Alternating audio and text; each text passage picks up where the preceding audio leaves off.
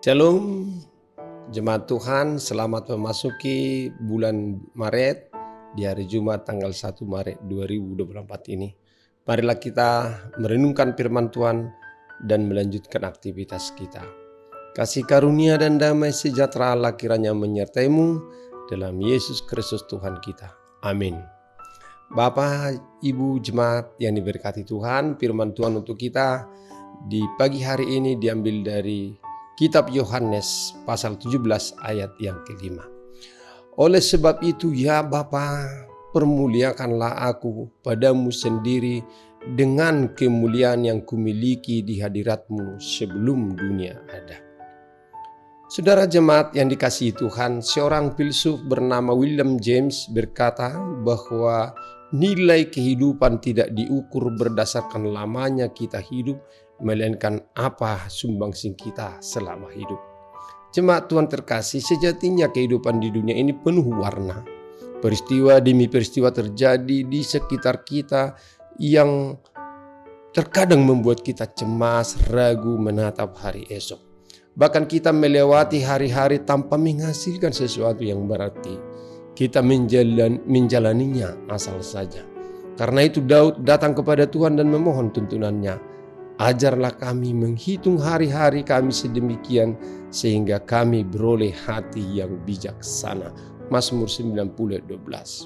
Daud sadar bahwa hidup di dunia ini begitu singkat dan penuh kesulitan. Kita memerlukan anugerah Tuhan supaya kita dimampukan menjalaninya, sehingga hidup kita sangat berharga di mata Tuhan. Maka milikilah tujuan yang jelas dalam menjalani hidup ini. Adapun tujuan hidup kita adalah untuk menjadi orang-orang yang menggenapi rencana Tuhan dan melakukan apa yang Tuhan inginkan kita lakukan.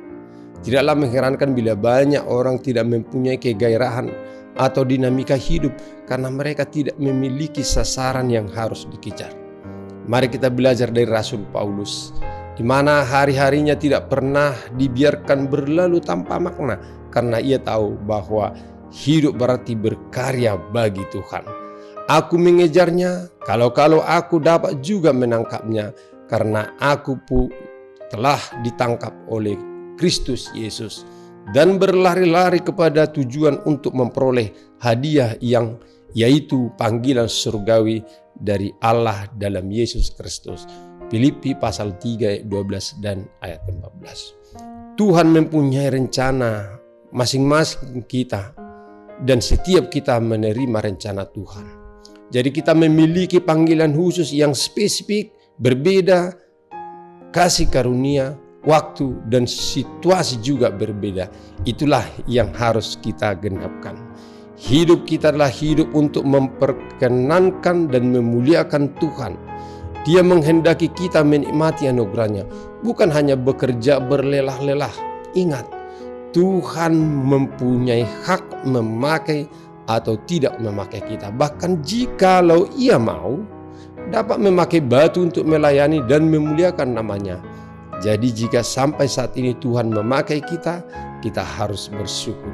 Mari gunakan hidup ini sebaik-baiknya, sebab hidup kekal nanti sangat ditentukan bagaimana kita menjalani kehidupan kita sekarang ini. Tuhan Yesus telah dengan penuh dedikasi kepada Bapa di surga dengan tuntas menyelesaikan pekerjaannya untuk menyelamatkan manusia, sehingga dengan yakin meminta di dalam doanya, oleh sebab itu ya Bapa, permuliakanlah aku padamu sendiri dengan kemuliaan yang kumiliki di hadiratmu sebelum dunia ada.